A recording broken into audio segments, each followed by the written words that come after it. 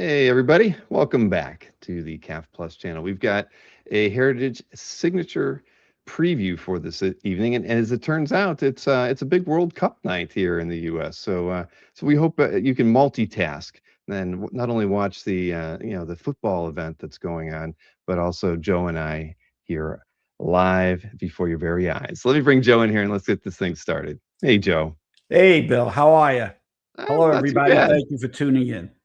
Yeah, no, it's I really never been much of a soccer fan in all my life. I mean, that kind of era was after, I was all baseball when I was growing up, right? So I never played soccer. I mean, the only football I played was, in the backyard getting beat up by kids bigger than me. So never played soccer. So I have no it's not in my DNA.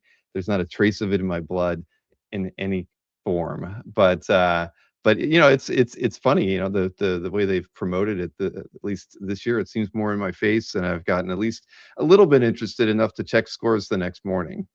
Well, I mean, it's the World Cup, and America is hosting it, and the networks made a big bet on it, and the United States, according to what I understand, have the best team that they've ever had, and so all of that equals, excitement. And, I mean, listen, we go back and forth to France. So, the French won the last World Cup, Hmm. and, they're favored this time. So that helps. So there's a lot of stuff going on with it. And, all the kids at school now play soccer. So it's a little Exactly. different. I don't know if America's sport is baseball anymore. A lot of the kids think that's a little slow, but hey, I go back. I watched Pele in Brazil back in the '70s at Madison Square Garden when the World Cup was being held somewhere else because I had somebody bring me, and it was that was my first glimpse of the mania that is World Cup excitement. So yeah, I I've wouldn't had a say few I'm friends go an to some ardent matches. fan, but I know enough to be dangerous. Hmm. Yeah, I don't know any of the corner kicks. Why do they stand in front of the goal for a penalty? None of it made. I don't get any of it, and it's okay. I don't need to. Yeah, We have baseball, and in baseball they have like that pitch count timer thing, right? They yeah, speed the game up that way. So we're finding ways to make those yeah, slow American games a little bit yeah. better. So we got our signature auction to talk about. It's the dates on this one are July 10th through the 12th, as far as the window of it being.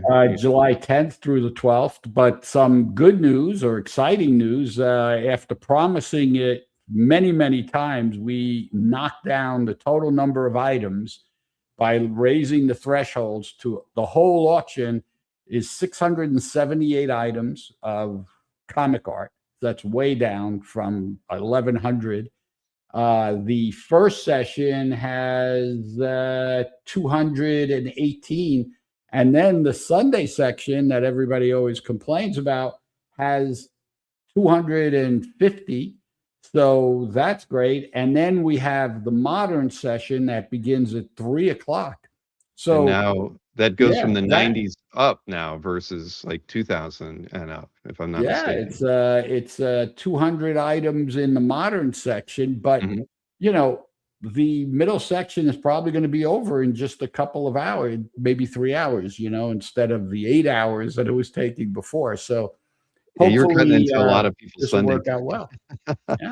Yeah. The Sundays were always a drag for the people who Yeah. Yeah. who Yeah. were Yeah. vested in that day's auctions.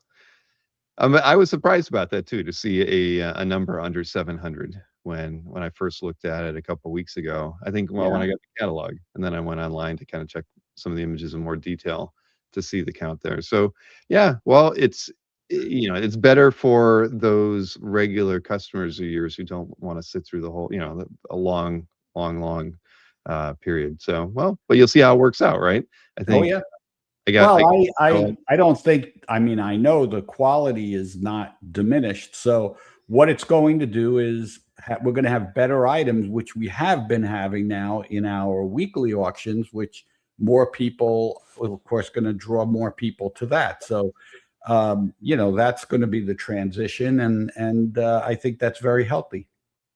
Agreed. And now as soon as you said that, it's like there's a little alarm went off my head. It's a question I've been meaning to ask you for over a year with the weekly auctions. I swear, because I do I go through every Thursday and I pick 10 Hmm. to feature, but every week, almost every week, let's say 75% of the time, an item ends up being one of the top three priced items for that week as far as dollars reached, and I swear that piece is not there when I'm going through the view. And like the most recent one was a cover, was like the number one selling item from 2 Wednesdays ago. And I know you're looking at me like you think I'm crazy, but I nobody looks at it probably as close as I do. And this happens really regularly, because there's no way a cover is going Well, to. what do you mean by the view? What does that mean? Well, when I go through to pick the pieces that I'm going to Oh, feature okay, yeah. on, for a Thursday calf update, I do that Thursday morning, so the day Hmm. after everything has been released. So it's Hmm. still kind of early, right? The lots have been out there between 12 to 14 hours, but uh, what I end up seeing is that items end up coming, appearing that weren't there when I went and did my first pass through it. I don't Doesn't know seem. about that one because the way it works with us is uh, any consigner that I have, okay, I will get like as soon as an auction ends, okay, I get Mhm. a notice for every consigner and it shows the results for that consigner. Then we get the overall results and we get the totals and we get the top, 25 items, and they're right there. So then immediately after that, I get the same thing for the next week. Okay. It says, Bill, your items are open for bidding, and here's a link to your items. And every consigner gets a link to their items, and it shows every item in the auction. Now, I personally, I don't ever remember Well, anything here's one beginning. I'm looking at one right now because they happened last week. And just Mhm. so you know what I do, I know people say it's lame, but it's how I like to start my view of the 10 pieces I pick. I mean, I make it easy on myself. I filter that the 200 plus auctions, almost 300 Mhm. lots, by highest price, because that Mhm. makes it real easy to kind of find pieces that people are already interested in. And I Correct. usually don't have to do it by tract or anything else. Like I can usually go through all 300 pieces and find 10 pieces I want to talk about. Now I'm going to show you a piece that I know wasn't there when I went and looked through before. There's just no way, but it was the number one selling piece in the week before on the Wednesday. So it was this lot here. I Oh mean, no, I would that have, was there. but No, it no, wasn't. If it was there at like noon on Thursday, I would have picked it, or I at least would have well, seen the it. reason I know that one was there is that this is the Larry Lieber from the Larry I Lieber know. collection, and I personally handled this, and I also reviewed the cataloging, so I had that tracked from the minute the auction began, and Well, I got then it. either, So, then the sedatives are working overtime for me. But I swear to you, because I go through all the lots, on that the within 12 hours of everything being but you're posted. talking about after the auction or before the auction? But I'm talking about this lot technically should have gone live at 3 a.m. Thursday, whatever that date is, right? And I'm and Right. I'm I'm looking to build my list of 10 around noon that day of Thursday. So 9 hours after these pieces should be live, I'm going there Well, and it might not have gotten bids right away. I I know, mean, but you well, never know. I know, but I I mean, typically listen, go through I all. have some stuff up this week, okay? I have a random, Shock Gibson page or anything else. That piece, within 10 seconds of it going like 2 o'clock in the morning, had a bid of a hundred and something dollars. I Right. said Well, that's for a why it random seems page like that. impossible that I wouldn't see it. That's the whole. No, That's no, that's that one. But then other stuff that I think is more valuable had bids of $1.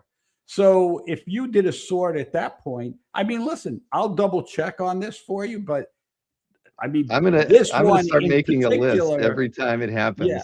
this one in particular, I know about because of what it is and All who it right. is. So I'm gonna take notes from now on. yeah, yeah, and we have a good Larry Lieber cover in the auction coming up. So You do. let's That use is that true. as a transition because if somebody wants to watch any part of the game later, we're gonna have to go through it quick.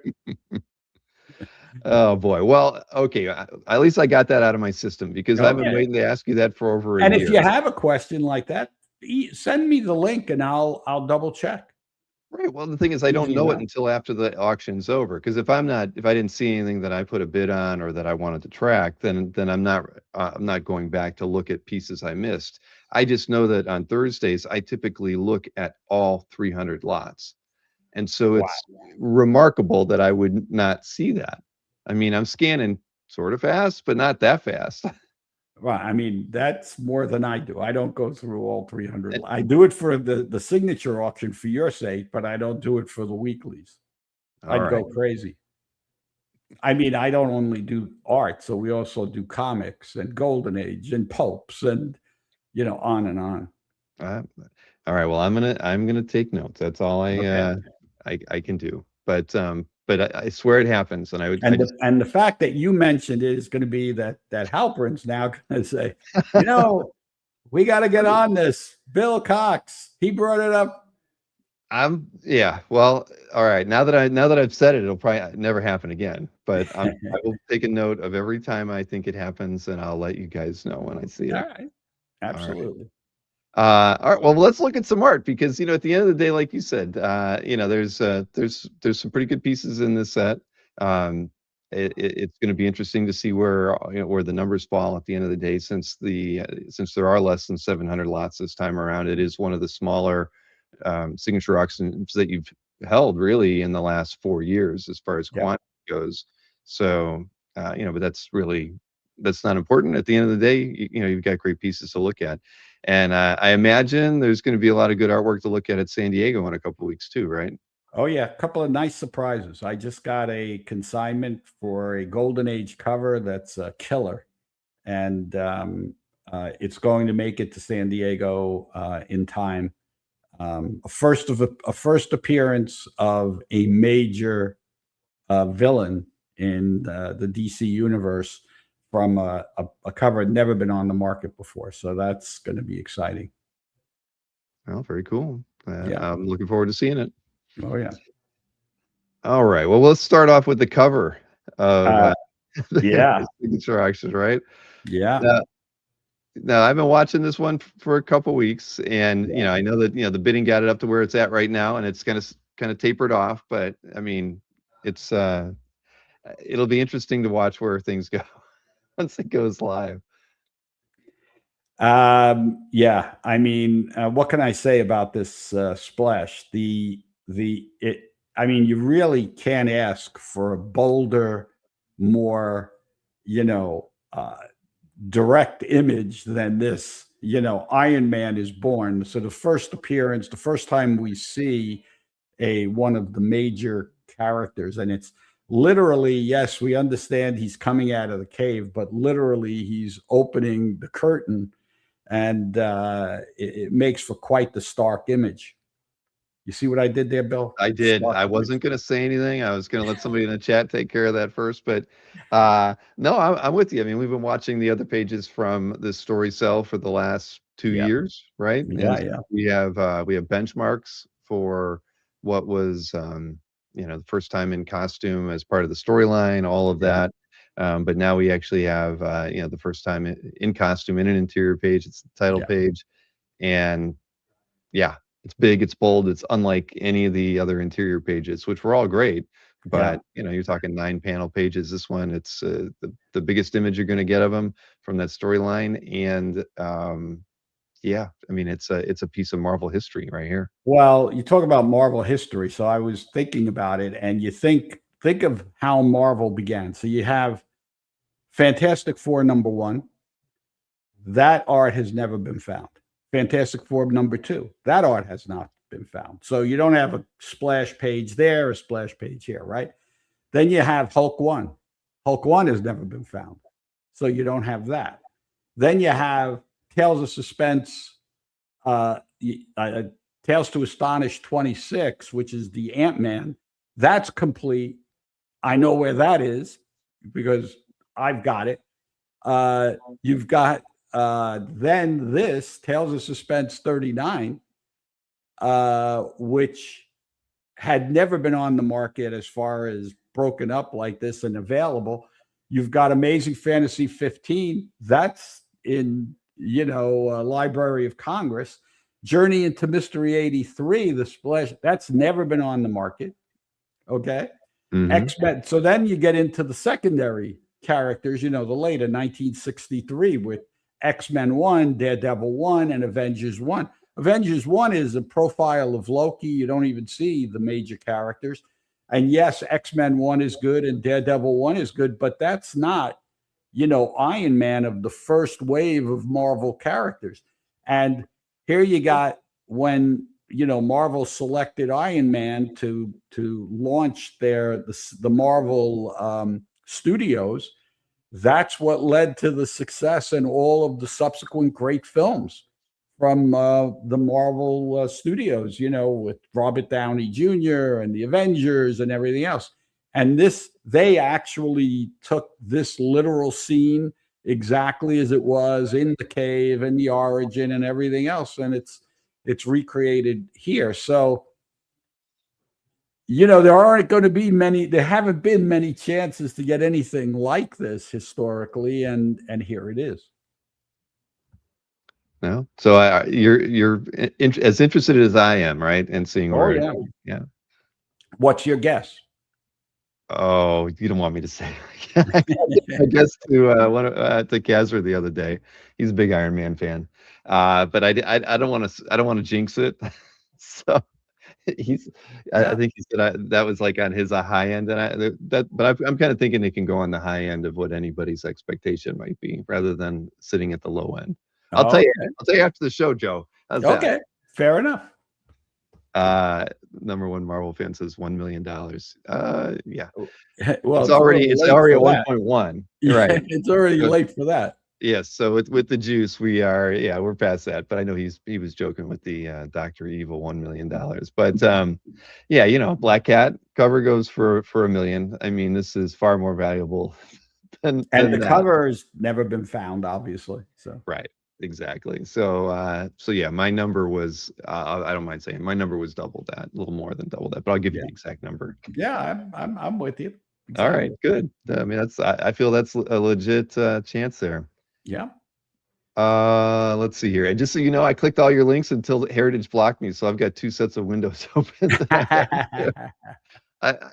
You'd think I'd learn my lesson doing that, but I never do. Yeah, you got to take a pause. I do. I do. Let's see here. So we have the John Byrne, Terry Austin, #1 from Secret Wars 2 cover.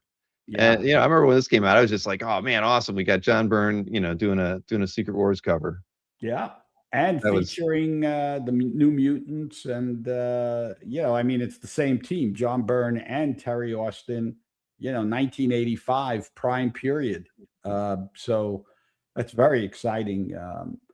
Uh, yeah, and you got Captain America, Iron Man, and you got the X-Men and the New Mutants. And now they're facing the specter of the Beyonder, who, of course, is the protagonist that created the whole Secret Wars scenario. I don't think the significance of Secret Wars could be understated in Marvel at that period of time. It was uh, you know, brilliant on Jim Shooter's part, especially since it was really created to start the toy line, but it's turned into something so much more, and is everybody remembers it. So this is a big deal cover. Yeah, exactly. And yeah, the second storyline wasn't as good as the first, that's for sure. But seeing this cover was kind of one of the highlights to get you excited. Exactly. I mean, Wolverine in the forefront, then Captain America. I mean, it's like perfect as far as the staging. Agreed. And there's Yeah. Iron Man on it too. Yeah. So, and there's a few burn pieces in the set as well. I think Oh yeah. throughout.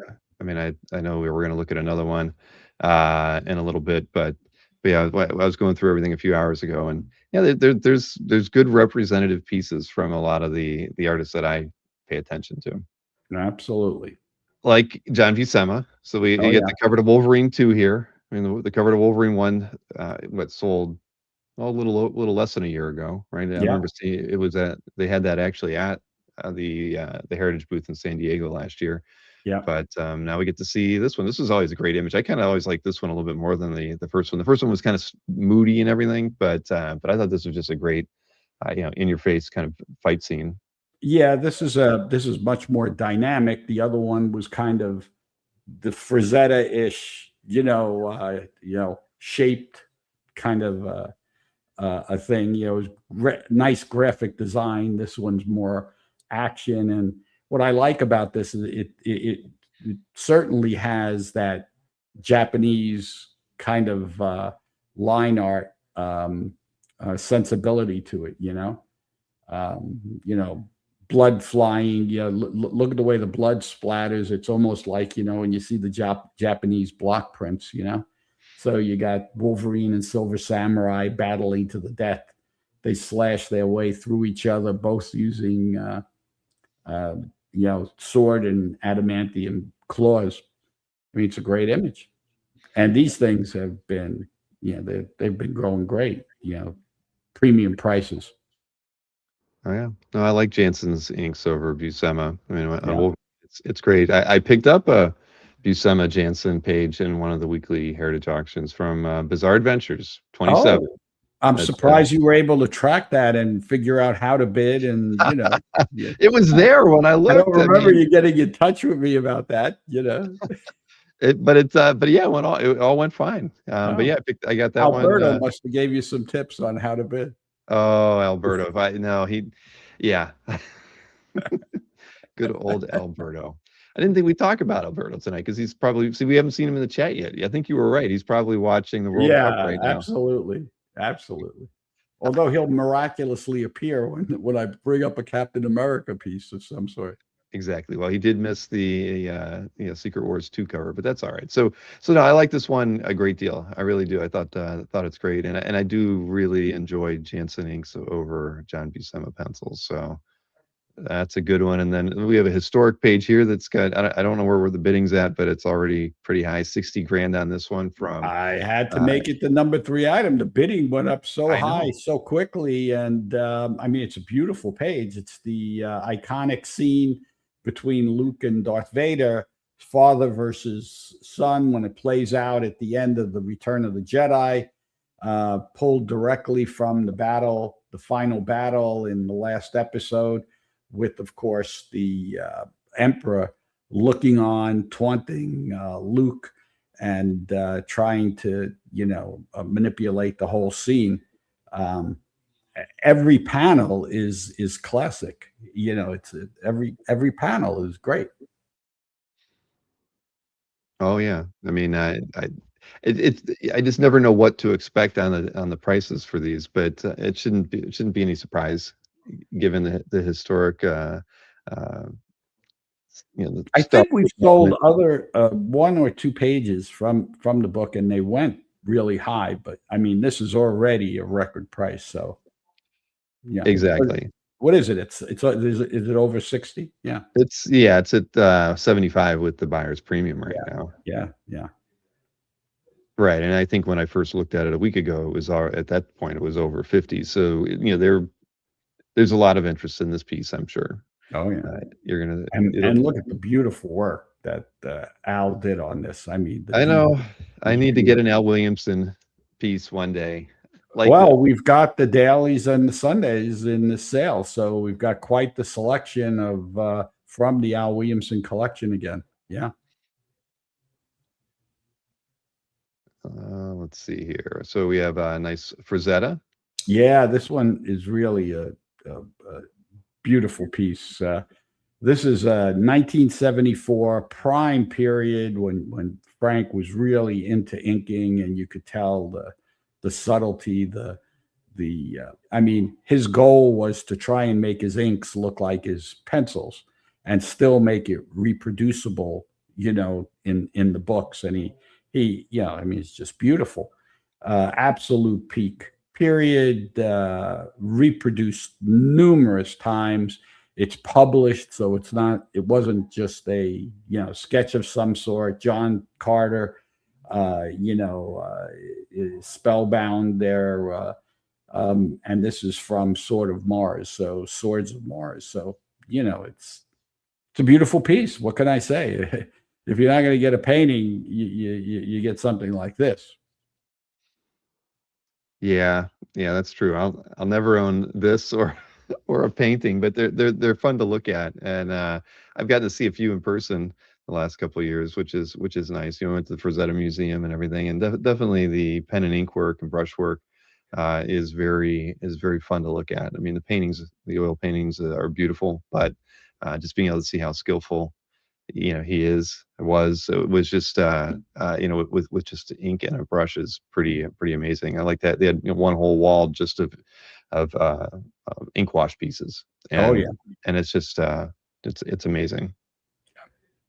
No, I mean, when Frank was on his game, it was incomparable. People, I mean, artists just, ooh and ah over this. As they should. What was there? Okay, yeah, I And knew. it never looks stiff. You know what I mean? Look at the gait. Look at the curvature of the bodies, and I mean, it's even in a static scene. It's not. That's the secret of Rosetta.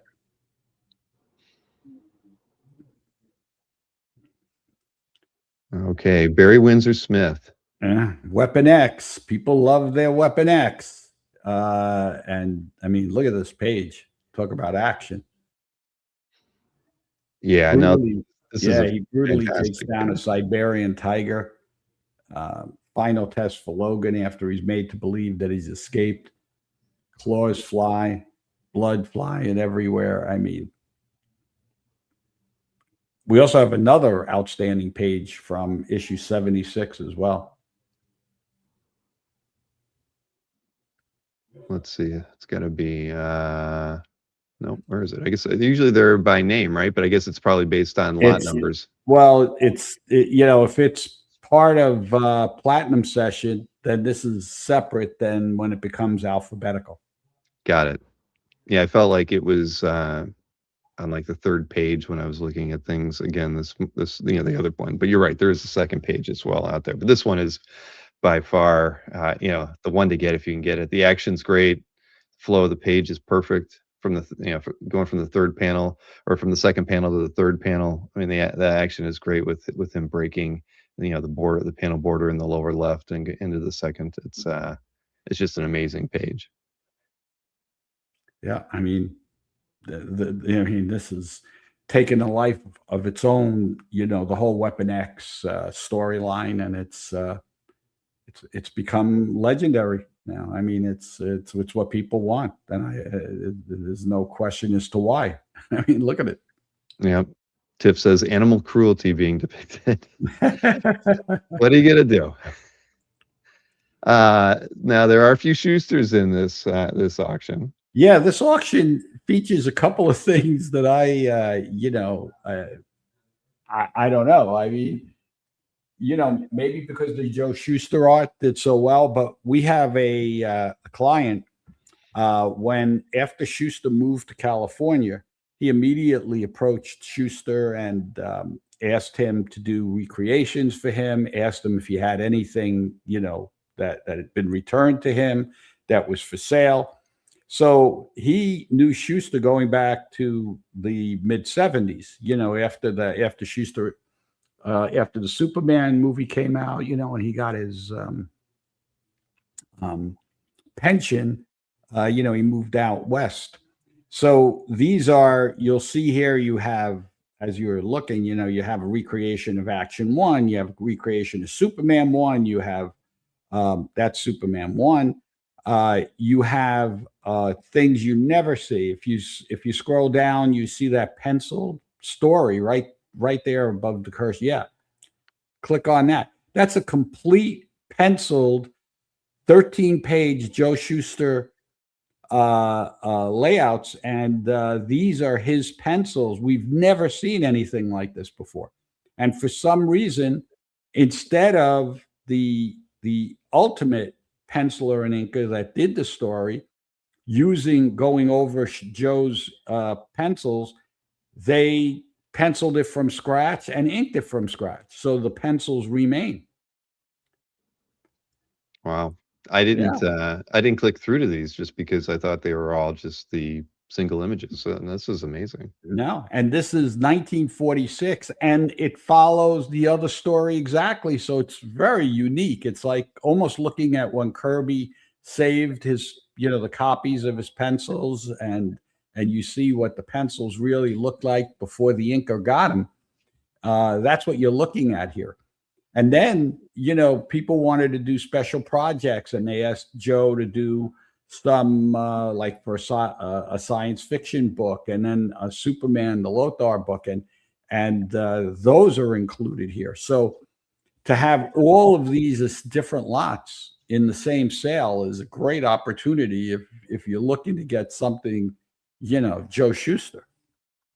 And none of these have ever been on the market before. Well, that is, they are all quite unique. Wow. Yeah, the Superman 1 cover is really nice. Yeah, if you go down another one, you'll see the cover of Superman 6, where Superman's like, go down the next one, right there. Up. Where am I going? Up. You see where it says Joe Shuster, Neil Adams? On the back, Neil Adams did later on, the guy brought it, and yeah. Wow. On the back. Who would have thought? Yeah. Well, and their name was Bill too. Look at that, to Bill. I guess if I wanted to get it, it would almost be appropriate. Perfect. You should have pointed this out to me earlier. Yeah, this is a unique collection. Interesting. And the reason the guy decided to sell now is that the comic historian Tom Andre has just written a new book on Shuster that's going to be released if it hasn't already been released. And all of these were made available to him, and he included them in the book. This jumped up either yesterday or today. What's the price on this? That's the Action 1 recreation. All right, 15, 18, yeah, 750.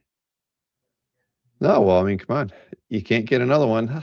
Yeah, and you won't probably find a better one than this one, so you might as well go for it if you want one. Oh. Yeah. No, these are great.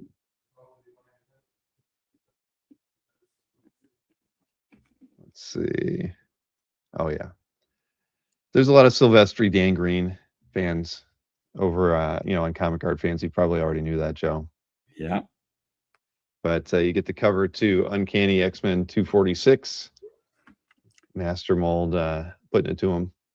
I've said this before, is the other artists really looked up to Silvestri. I mean, he really could draw, and they really appreciated his abilities to draw just about anything. And of course, this is his, legendary Outback era of the X-Men. So I don't think we've ever, this is, I think, the fourth Silvestri cover we've ever offered from that. So, they don't come around much. You have Beautiful Girl, of course, Rogue. No, very memorable cover. Yeah. Well, Dan Goodwin loves this cover. Hey, Dan. I'll see Dan on Saturday in Jacksonville. No, Friday night in Jacksonville, actually. Dan's going to be set up at the show we're doing there. So it'll be good to see some of his artwork in person. Let's see. Oh, yeah, here's, uh, Wendigo versus Nightcrawler. I mean, this is like one of those like classic images that as a kid, just you can never forget from this story. Right at the end of Burns' run with Uncanny X-Men, you have this issue, and then the Kitty Pryde kind of solo issue, which really just at the end of the day, were just interesting kind of stories for him to be ending his run on that book with. But both of them super memorable, for And different reasons. and that panel is very like just looks like the cover. I mean, it's a Right. great panel. I mean, but I'm gonna let you just do the honors because you like describing X-Men pages.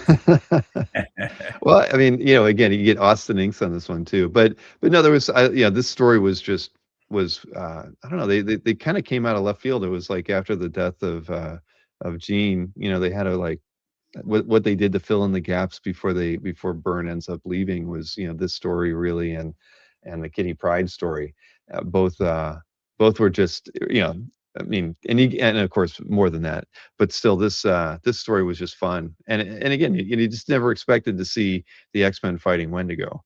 It just wasn't something that at least for me it was kind of a shock. And like you said, the cover was fantastic, and no one really drew Nightcrawler. I love the way Dave Cockrum, drew Nightcrawler, but Byrne, he just nailed it as far as like getting the character and the just in the way you would think to pose him and everything and his anatomy and stuff. Cockrum drew him in a way that I'll always think of as the way I like to picture that character, but Byrne just got it and made him believable. Well, Nightcrawler by Cockrum was really, I think, a very gothic, Frankensteinish kind of, setting kind of character. You know what I mean? It was like that kind of thing. Under Byrne, he's much more stealth. He's and his powers are much more evident, much more an intelligent guy too. I think at that point. Exactly. But no, this is just great. I mean, if you're a fan I of mean, look at that. Look at I'd, how I'd he. take this one in a heartbeat.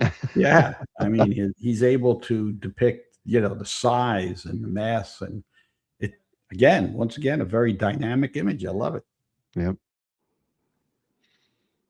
Yes. And not the only Burn X-Men page, I think, in the set. I think Oh no, yeah, there's others. I don't there's know if I have any burn. If I cover them because we had too many things to cover. But as I always say, people will go through and look for things they like. There's plenty of things for everybody here. This is a great Peanuts daily. I don't normally feature them because every sale we have 3-4 different pieces. Obviously very popular, but look at the price on this. But what a great idea you had. And bottom line, Snoopy doesn't want to go for a rabies shot, but it was a great way for him to include 12 different characters in one daily. Yeah, it's fantastic. I hadn't seen it until you sent the links over this morning, because I typically skip over them as well. They're always good, right? Yeah. This one's exceptional. Because he could have done this in one big panel. He could have split it up in 3 panels, but he just even the panel layout, the one with 4 panels on the strip to do this, it works. It shows, for me, it helps you kind of focus on the camaraderie of the figures in each panel. Yeah. Which is special. It would have been lost if it was just one big panel. I think also it makes the gag makes it a gag, because if it was just one, it would like be just one panel, and you'd go right to the end and you hear the thing. But this is like you're looking at this, then you're looking at this, that it's a pause, and you're wondering what's going on, and then finally the gag, and you laugh out loud. Yeah, nobody wants another shot of any kind, least of all Snoopy. But no, And this thing is also, I mean, how much is it already? It's already a very high price. 56 with the buyer's premium. Yeah. For daily, 1964. That's exceptional. Oh yeah, I mean, anybody going to San Diego will see 4 or 5 or more, dailies for sale, and uh, yeah, I mean, they range in price, but this is already at a really great spot. Yeah, yeah. Then, I love this piece, and yeah. Nadia loves this piece. She wants me to buy it for her. As a Well, she gift. loves hearts, and there aren't many things that combine, everything, um, you You know, don't get Pootie on a cover too often, right? And especially ones that are holding, guns, machine guns. machine guns, and sabers, right? And I think, well, no, that one's not smoking. It looks like it has a toothpick in its mouth. But either way, I get it. I mean, this is a classic, memorable cover image by Sienkiewicz, Electro Assassin 4. Uh, yeah. I mean, if you had this piece, you'd have to like put it on the wall because it's just Oh, so absolutely. And you so. know what? We've had pages, we have loved a ton of people love the Electro Assassin storyline and they love the pages and everything else. This is the first cover that we've offered.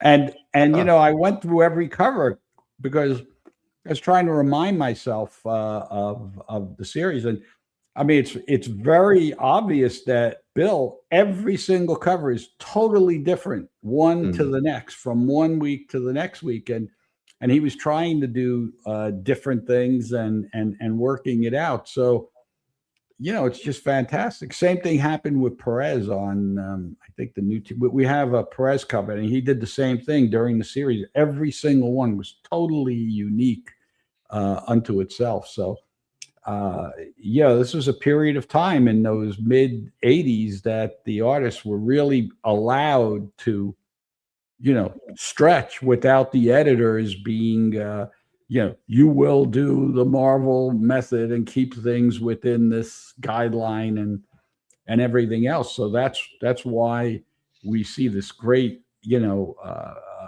ability to express themselves in any way they felt. And I mean this is great. And yeah, those I bullet mean, and holes in the valve. I mean, look how realistic. I mean, Bill nailed this. he did well. Yeah, if when we do our next signature preview, I'll be sure to find out if you won this one for Nadia or not. But the thing is, during this era too, I mean, a lot of Bill's work was very, was a little bit more kinetic and had a lot of energy, and it was always fun. Like he would always have a really dynamic aspects to the piece, but you always like pull in a face or something and go really slick and detailed on it, like you get here with Electra. But in this piece, I mean, it's all done in that really smooth, detailed Yeah. thing that still I has mean, his energy, but it's not disruptive in any way, and that's yeah. what made the kind of the covers to this series really special. Well, I Uh, think because here he's focused on the composition and it's graphic design. It's wonderful graphic design. I mean, this kind of reminds me a little bit of a Saturday Evening Post cover with Leidendecker. That he would have the same kind of things, the cherubs, and have a little one aspect being super sharp. I mean, look at that gun in the guy's hands. Look at the beautiful coloration and detail. I mean, he really, I mean, he put time into this. This is beautiful. Agreed. Yeah, Rich Mm. Danny's Landecker as well. So yeah, I get it. Cherubs, Pootie. You call them what you call them cherubs. I call them Pootie. Uh, but no, great image. And if it's the first one, I can't say that I've seen one on the market before. Um, at least in like you said, through auction house. I don't believe so. So it'll be cool to see where this one goes. Yeah, if the price goes down a little, I'll buy I don't think that's going to it. happen, Joe. Next up, hey, we got a cover here with Stiltman on it by Yeah, Gene Colan. Yeah, Daredevil Annual One. I mean, this is a rogues gallery of villains if I've ever seen. yeah, for Daredevil, Yeah, absolutely. the Emissaries of Evil. How many Yeah. times did the Emissaries of Evil team up? Do you know? I mean, was this their one and only after Daredevil took care of them, they never banded together again, did they? I don't remember, but you're right, because what I like, what's cool about this is obviously it's annual number one, 1967, so it's early on, and it features his most outstanding villains up to that point. But I like the way that the cinematic angle that he uses, where everything is focused downward at Daredevil, where everything is pointed in at him. So it was a very memorable cover. I remember when this came out, and it was really fun. It was a fun book to read. Well, I love Gene Colan. He can do no wrong, and yeah, I love. Yeah. This is fantastic. I don't even mind that most of the villains we're seeing them from the back. It's okay. It's still a great cover, and yeah, They needed no introduction. no, no, not at all. Stiltman, Leapfrog, Gladiator, and Matador. Yeah. And Electro. And Electro. Yeah. Yeah, he's spreading his legs out just enough to get that 39-page slam bang action thriller box in there. Thank you, Gene Colan, for doing that. Now I have to switch to my other browser now, because it was at this point that Heritage blocked me from opening more tabs, and I've got to learn my lesson from that. But yeah, it escapes me. But it always surprises me when it happens, though. Sorry to say. I know why if you go more than 10 quickly, it'll stop you. Right. Well, I'm opening everything up from your spreadsheet, so I'm not actually looking at the windows while I'm opening it, and I'll usually get to like tab 20, and I catch it, and I'm like, oh, I know I made him really mad by doing 8 in a row that you blocked me. It literally, I was blocked an hour later. Usually it's like 20 minutes or 30 minutes. It was an hour, and that's why I had to open up Firefox and put the VPN on to make it work. So there's but I made it work. That's the thing. So what do we got? We got Strange Tales cover here. Yeah, we don't really get a ton of these nice coming up too often. Dan Atkins cover, 1968, early, really, really bold. Dan Atkins was like a disciple of Wally Wood, so really has that great, contrasts and spotted blacks and a really dramatic image. Yeah, Doctor Strange cover. Strange Tales 164. Come on, you got to love it. Doctor Strange faces Yandroth, the scientist supreme. From 1968. Yeah.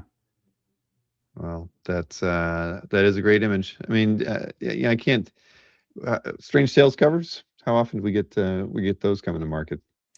Not that often, and I remember great. There was a Marie Severin one that'll come up. Of course, Steranko did some of the most memorable ones. Back in the day, we offered the Steranko ones at Christie's, and they were great. Yeah, you don't see many. Well, I think I had the was it Strange Tales, the one with Nick Fury, where Nick I think Strange Tales 135, maybe something like that, by Kirby. I used to own that. I'm sure that's not the only Strange Tales cover that's passed through your hands. No, but there's a difference between me owning them, in my collection and then passing through my hands. Yeah, well, you get some Kirby Crackle on here too. I mean, again, Adkins, or in this case, Wally Wood. Okay. Yep, you're right. Let's see here. What's the next one? Oh, that's right. Graham Ingles cover. We have these. This is from the Richard Pullhouse collection. We have 6 really outstanding lots from his sale, from his collection in this sale. So, I selected this one, but, there's very few images better capture EC's reign of the mad scientist kind of cover than this one, one of Ingles' finest. He draws back the curtains. I love the, coming in through the window, the lighted basement laboratory where the ghastly scene, is awaiting us. No, I love it. I love that it's coming through the window like that. I Yeah. mean, all this stuff inspired Wrightson and so many others. The work that was done here, the approach to uh, narrative horror art, right? Just trying Yeah. to find ways to scare you, and put you into like the eyes of the viewer of this thing. I mean, it's so well done. I mean, you can even see a little bit of whiteout used on the window pane to give it a little bit of a reflection. I mean, there's just a beautiful all around Yeah. I piece. mean, well, obviously the guy on the table, he wasn't happy about it. He lost his head over Yeah, yeah. There's not even like a spare laying around for him or anything. it. But yeah, no, it's great. It's a fantastic piece, and it's at 26 so far with the buyer's premium. Yeah, that's and these are very large and beautiful. I mean, they're very impressive when you put one on the wall. David Wetzel was congratulating on the awesome cover of Strange Tales 135. Oh, Memorable one thank for you. him. So we have a Mobius Silver Surfer piece here with Galactus. Yeah, Silver Surfer one. I mean, collectors all over the world revere Moebius and his take on the Silver Surfer. I mean, it was like perfect for him, to do. And he agreed to do it for Marvel. But I mean, look at this page. You got the Surfer, you got Galactus, the ideal situation. And then, the scene. First, you have the Surfer going away from you towards Galactus, and then the reverse. You see him as he's coming at you in the last panel. I mean, it's just perfect.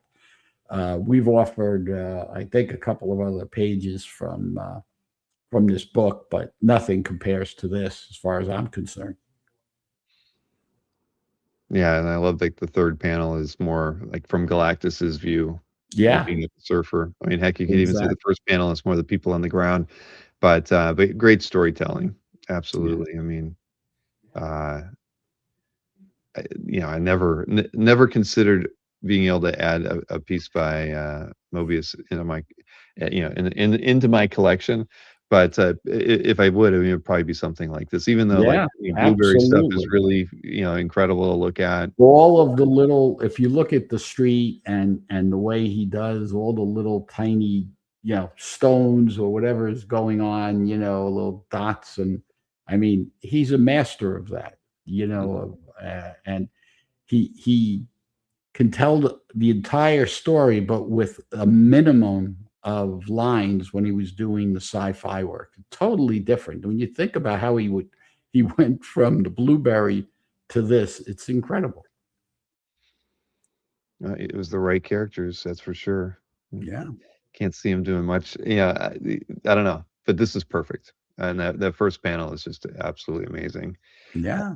we have a lot of Galactus fans out there. Oh, wow. So I know there's a few people who are probably eyeballing that one. Then you get a Kirby Coletta FF40 page, Thing Yeah. fighting Doom, and things not he's not holding his own here at all in this one. It's very embarrassing, but I guess it's the right time to be bringing a page like this out with with the Avengers movie coming up. Yeah.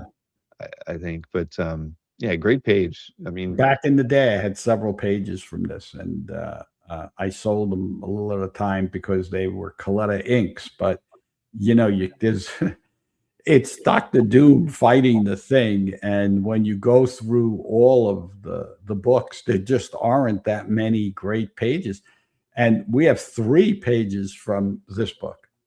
Uh, I think they might even be consecutive of Doom fighting the Thing. So they're great. We also have a great page, totally different, sensibility of FF63. That's Kirby Sinnock, but I mean the content can't be beat. mhm. No, I agree. I mean, nobody drew the Thing quite like Jack did. Oh, absolutely. Yeah, I love this page. Especially that third panel with him getting getting punched out right there. That Yeah. right there is the money right there. I love it. No, the Thing fan couldn't buy this one though. A Doom fan would have to pick up this page. Well, you had to have the page. I used to own the page where the thing. I think it's this from 40, where the thing reaches out and grabs Doom's wrists and crushes all of the electronics in his wrist. And brings him down to his knees, and they have to stop him because he would have killed him. That was the climax of this. This is from that storyline of and a blind man shall lead us, with Daredevil, and yeah, I mean, it just was unforgettable. Well, somebody's going to be happy to have this one in their collection. Yeah, I'd love to have that one. Now we have a Carl Barks. Yeah, I mean, this is already at a pretty high price. This is for those that are Barks fans. One of his most well-known books is he did Vacation Parade, which was an annual, Adele annual from 1950, and it's called Vacation Parade. Is the Ducks are going off on vacations, and this is the splash page from that book. So it's, Donald and the boys headed to the wilderness to go on vacation. And obviously, you see what's a little of what's going to happen. Yeah, no, I love it. I love this piece. I've seen a few Barks in person. This one's really, it's fun. And I mean, I even get the skunk. I kind of missed that initially when I was looking at it. Yeah, there's nothing but danger, unsafe. It's unsafe, whether on foot or by car. Yeah, this is not the place. Everywhere you look is trouble. Whatever national park this is, it should be, condemned. You should not be allowed. Eagle Claw, the wilderness of Eagle Claw Mountain. Eagle Claw Mountain. Yeah. And this is Barks really poured, himself into this, because in 1971 he was granted permission to create and sell oils based on his stories. Mm-hmm. And this became the first of the large format paintings that he did at 18 by 24. So he was really, eager to do it, and he pulled it off. Another thing I'd love to own. Did you get to work with Barks at all? I met him numerous times, but I never worked with him. I own, I don't have it up right now, but the only 4-color cover of Barks that exists is what is it called? Christmas for Shacktown. Mm-hmm. And that turned up, it's a long story, but it turned up, and then I finally ended up getting it, and I still have it. The interesting part was that Jeppy had it for a short period of time, and in 1995 he got Barks. He wanted Barks to color it, so Barks didn't want to use watercolors or oils. They would have spread, because it's it's on Strathmore paper, normal mm-hmm. paper. So he used oil crayons, which recreate everything perfect. So the thing is in color, as well as being the only one. And I have a couple of other, Barks pieces. I also have Walt Kelly, color covers that he did of the Ducks. I have, can't see it from here, but the cover of Comics and Stories 45, the classic one where Donald Duck with Dopey, and they're playing the musical instruments. It's the only known Kelly cover from that period that exists. Very cool. So when are you going to put out a book, Joe, about your collection? I'll leave that to my heirs. So let's see. What is this? A Jim Lee Detective 1000? Yeah, we have a lot of Jim Lee pieces in the sale, but I mean, I had to include this. Detective Comics 1000, the anniversary issue. 80 years of Detective Comics. They're doing issue number 1000. So DC had several artists create variant covers. We have. I created a link to the Jason to a different one as well. But I mean, there's a great image here. Right, I threw that extra one in as well. But yeah, you have quite a few Jim Lee pieces in this auction, even a couple Yeah, X-Men pages as well. yeah. I think I have an X-Men page following. Yeah, look at that. That's the Fabak. Now, I think this is in the modern section, so people have to make sure you see the difference. You want a Jim Lee cover from Detective 1000, you're in session 1. You want the other one, you want the variant cover, you got to be in session 3. Right, I know there's a lot of absolute covers in this one. I have a link to those as well. Yeah, I mean, is there anything hotter than absolute cover? Batman? Yeah, we're gonna find out. Right, I think there's like 6 or 7 of them, and this one by all different artists. None of them's by Dragata, but all of them are good, and it'll be interesting to see how it goes. So here you go. Here's a Jim Lee Scott Williams X-Men 275 page. Yeah. Psylocke and Wolverine. Nude Psylocke enters her meditation chamber. Man,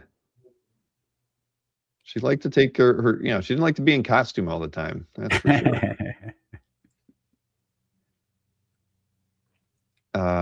Yeah, this is it's a great page. And again, I know there's at least 2, right? There might be is it only 2 Uncanny Lee pages? I think we have 3. We have 3 3? more other than this. So I don't know. Well, then I didn't get through everything.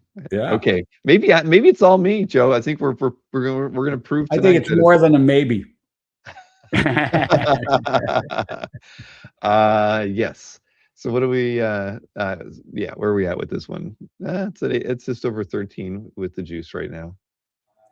Yeah, I mean, it's a great Wolverine image, which is what people want. I mean, you got, I mean, beautiful Jim Lee detail. Scott, of course, always does a great job. Oh yeah, without question. Then I know this isn't the only Miller Daredevil page that's out there. There's at least 2 more. I know I was keeping count while I was doing those. So this is from 183. Nice Punisher storyline. Yeah. This is when Daredevil and Punisher cross paths for the first time. They have the same goal, but very different way of going about it. And they're both looking at in this page, get rid of drug dealers in New York. But last time we had a great Punisher page. The time before we had a great Punisher page, and here we have a great Punisher page. So Punisher is hot. What can I say? Yeah, Punisher's about to get hit with a trash can, looks like. But yeah, no, great page. And the other ones were pretty decent too. The ones that I saw earlier. I mean, not like big Daredevil pages, but good atmospheric pages. Yeah, there's stuff in this sale, that's for sure.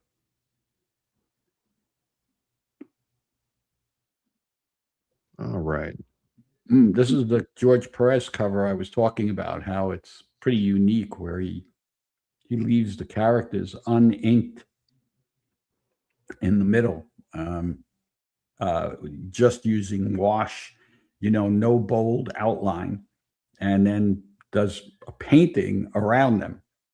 And if you go through each of the new Teen Titans covers, you'll see each one is totally different in the way it's depicted. And I don't mean the characters. I mean, all color, no color, black and white. I mean, everything is different. But this one, I mean, if you want one image to put on the wall, it's beautifully framed. The girls look great. The characters are very beautifully posed. What am I going to say? Ravens caught in a situation. Trigon the Terrible. What am I going to say? No, it was always fun watching, George paint, right? Yeah. You didn't get too many opportunities for him to do that, but yeah, some of the more memorable Titans covers were painted. I think Mr. Lovitz has a really nice one in his collection, if I'm not mistaken. Hmm. Wouldn't surprise anyone. So this one's at $15,000 right now. Then we have a great Larson Spidey title page here. Yeah.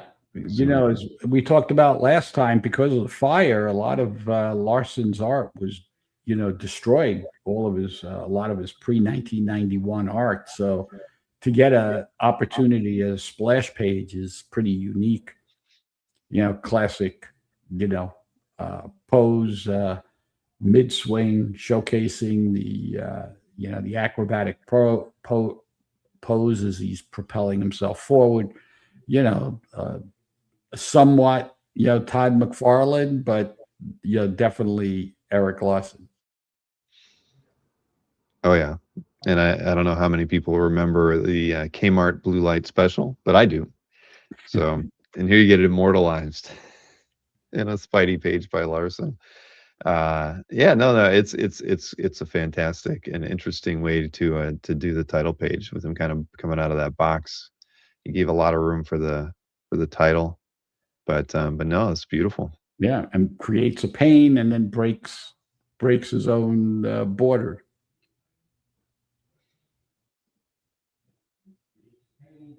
All right, so no auction would be complete without a Mike Zeck Secret Wars page. You get one from issue 11. Yeah, we had the cover, and I didn't want to, but yeah, the prices dictates the interest to some degree. So um, I had to include it. It's Mike Zeck, outstanding page. Features 17 different heroes, penciled and inked by Zeck. You got the Wasp, Thor, She-Hulk, Captain Marvel, Hawkeye, Iron Man, Spider Man in his black costume, Spider Woman, Hulk, Professor X, Storm, Cyclops, Wolverine, Nightcrawler, Magneto, Colossus, and Rogue. Yeah, and you get Mohawk Storm too. I mean, it's a fantastic page. Just no battles going on, but to get to all get both teams at the table, I think that's great. I love Magneto standing in the background, arms crossed. He didn't cast a vote, but he had no choice. Let's see, what do we? Oh, I got some good classic strip art in here. I know we're gonna look at a Harriman later as well. So you get a Hal Foster Tarzan. Yeah, I was going to only put the Harriman first, but after I was looking at this page, this is from the Barbaric collection who we talked about last time. The big ERB fan. A friend of mine who passed away, and here's the second oldest Tarzan that we've ever had, and it's literally the week following the oldest one we've ever had. So it's very unusual to find a Forster Tarzan from 19. This is not, I Bern Hogarth. This is Hal Foster from 1932. And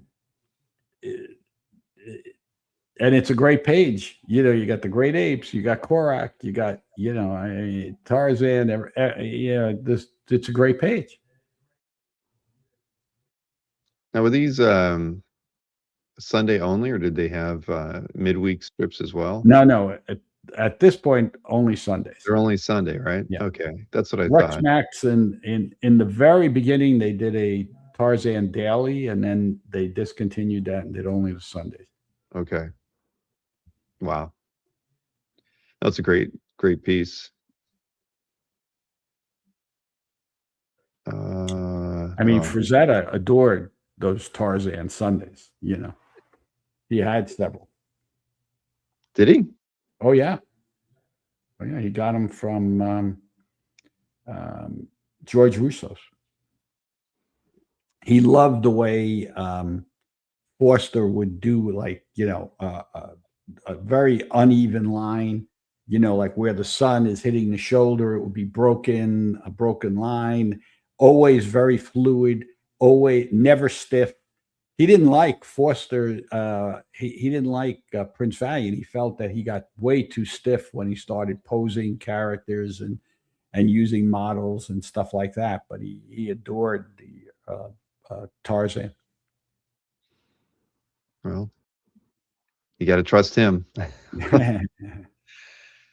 So we have Alex Ross here. This is a Game Informer cover. Yeah. I mean, Used it for Game this. Informer magazine, was the probably the premier magazine for gamers. And this was created prior to the release of Spider-Man on PlayStation 4 in 2018. So beautiful wraparound cover by Ross and Lemon. Look at the work he did in that city. Yeah. I love the way All he that work makes. just for a Spider-Man image, right? Yeah, But he makes that very sepia, like almost old-fashioned sepia tone, uh, very warm, and then Spider-Man in those bold, cool, red and uh, blue, just literally jumps out at yeah, no, I love the color he's chosen to use on the city there.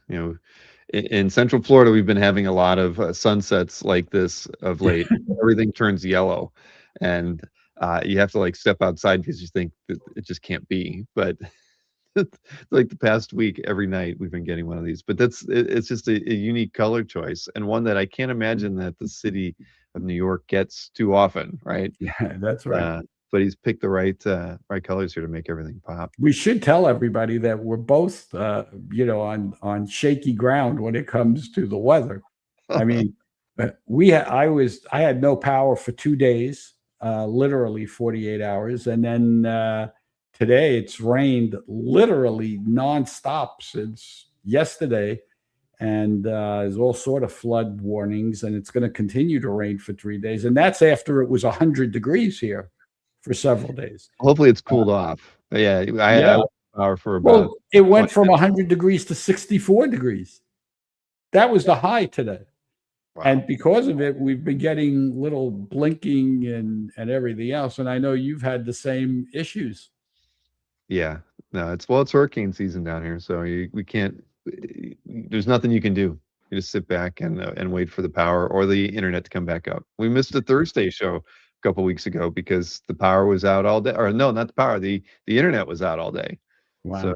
yeah, go figure.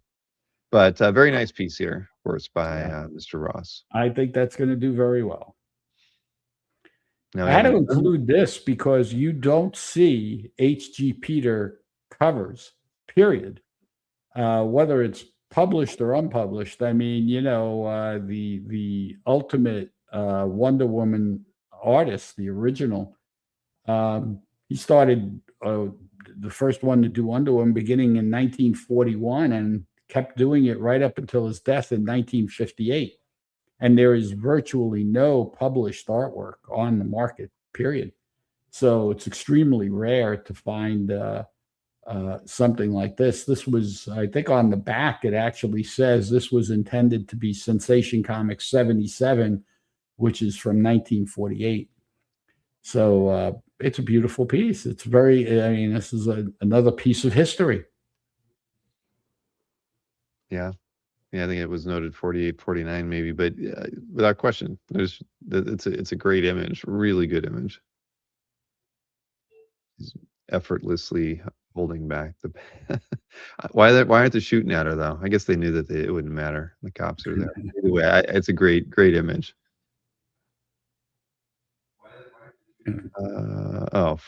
Frank Thorne, Red Sonja 3 cover, which I is. think you skipped one. Did I skip one? Oh, well, no. Let's see. What did I skip? Maybe It on the. was it was the Superman versus Spider-Man art, Oh, Russ Andrew.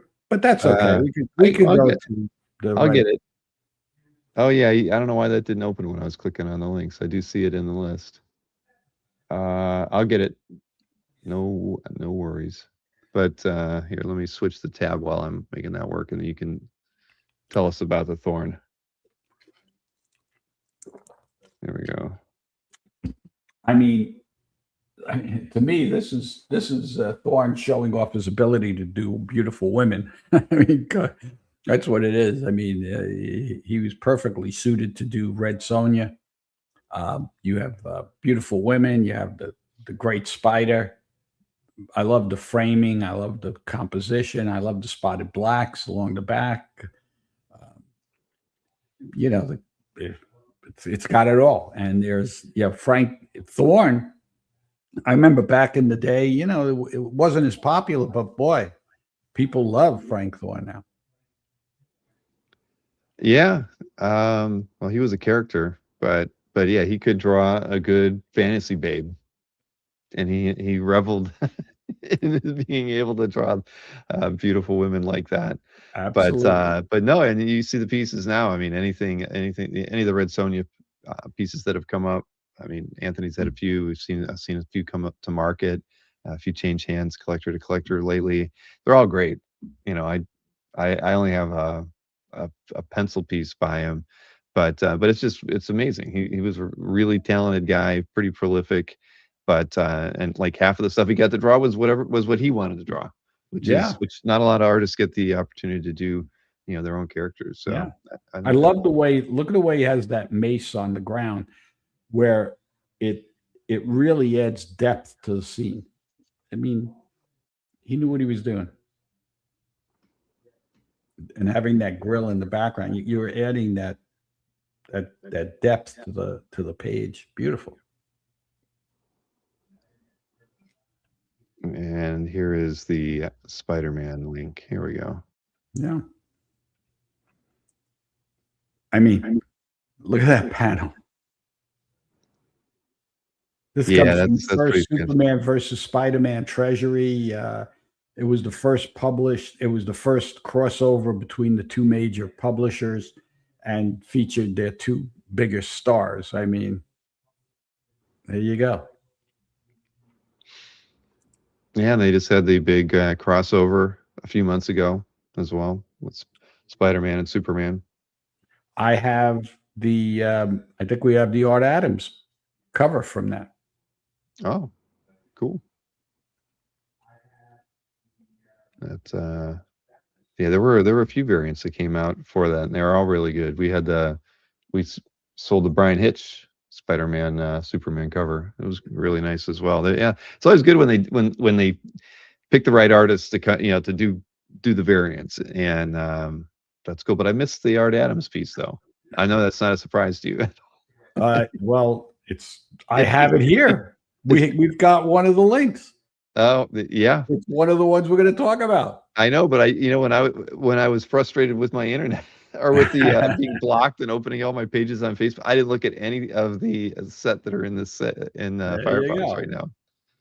But here we go. Williamson, Yeah. a Sunday from '81. Let me get this thing blown up a little bit. There we go. Yeah, we have a really nice array of dailies and Sundays, and I picked this one. I mean, it's just Darth Vader. It's beautiful. It's got Luke, the robots, C-3PO, R2-D2, um, and it's from the Darth Vader Strike storyline. Yeah, that's gorgeous. He was just so good at likenesses, for any character, whether it's Ricker Hauer or a stormtrooper. I mean, it's just, the guy was just so damn talented. I mean, just beautiful detail. I mean, the inking is gorgeous. I mean, look at that.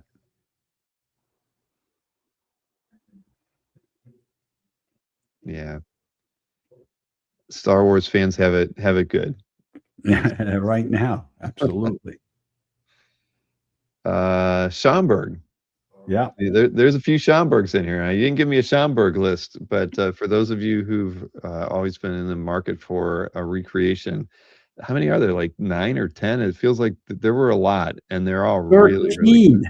13. Okay. One guy had a very good relationship with Howard Lowry and Collector's Bookstore store, and they got first crack at a lot of things and bought a bunch of them.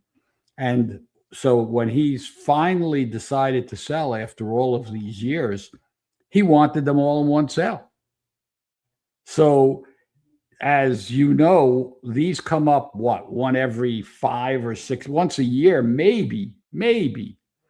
And uh, they're really sought after because Schomburg, I'm sure everybody is aware, when Simon and Kirby were, when Joe Simon was the editor, the first editor at Timely, and they were doing comic books for the first time, he, uh, um, uh, wanted really distinctive covers to stand out. So he approaches Schomburg, who is a noted pulp sci-fi, artist, a painter, and the guy could do pen and ink like nobody's business, super precise, and then paint, at that same level. So look at the precision in one of these pieces. It's incredible. Yeah. I mean, this one might be my favorite of them all, but they're all really good. Yeah. That's the thing. So, I mean, did I give you a link or no? I didn't give you a link to all of them, but you I could was just just gonna try to do, yeah, pull up a search because it's worth it. yeah, for those who haven't seen them, you gotta go in there and check them out. I mean, look at that. All three of them again. We get Bucky in there too. And they didn't all have all of them. I mean, obviously these are, and that's one of the most famous covers, very high demand comic book. Here's another one, Damsel in Distress.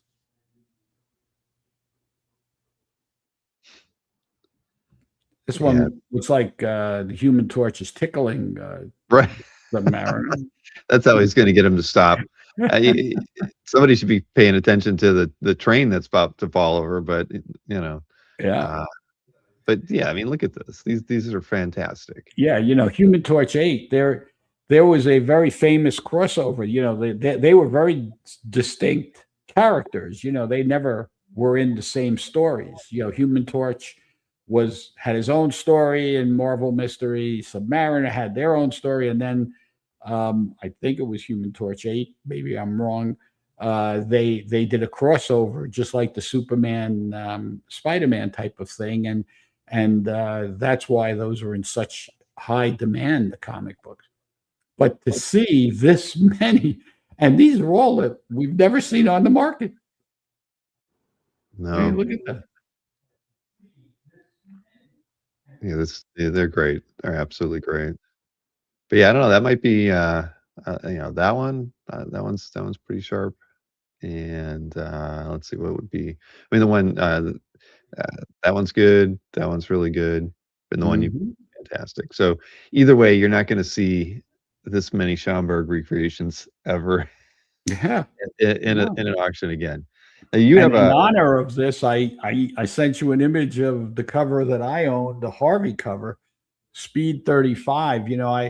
I at one point after the Harvey warehouse was discovered had all of the Schomburg covers and passed through my hands, and this is the one I kept because I always felt this was the best one.